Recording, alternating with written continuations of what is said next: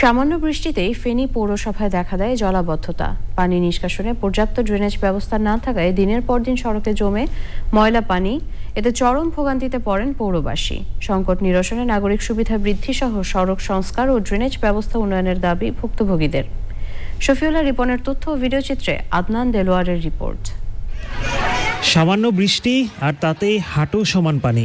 ভাঙা সড়কের বড় বড় গর্তে জমে থাকে ময়লা পানি। এমন অস্বাস্থ্যকর আর ঝুঁকিপূর্ণ সড়কেই শিক্ষার্থী সহ হাজারো মানুষের চলাচল। সবচেয়ে বেশি দুর্ভোগে Feni Shahin academy school and college, Mahipal Hosainia Madrasa ও আশেপাশের এলাকার বাসিন্দারা।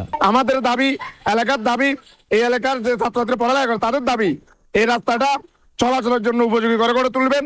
আমাদের এই শিক্ষার্থীদেরকে এরকম অবস্থা থেকে মুক্তি দেওয়া হোক।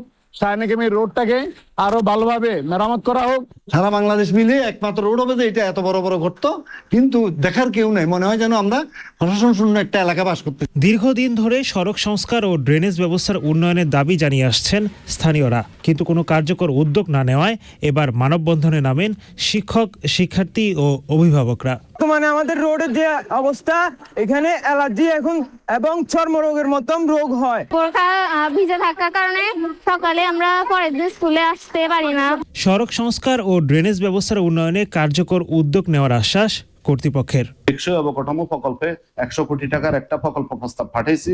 আর পৌরসভার RUTDP যেটা resilient urban territorial development project, আর 2-1 বছরের মধ্যে আমরা মোটামুটি এগুলা থেকে উত্তরণ করে উঠতে পারবো বলে আমি আশা রাখি। সড়ক সংস্কার ও ড্রেনেজ ব্যবস্থার উন্নয়ন সহ দ্রুত নাগরিক সুবিধা নিশ্চিতের দাবি স্থানীয়দের।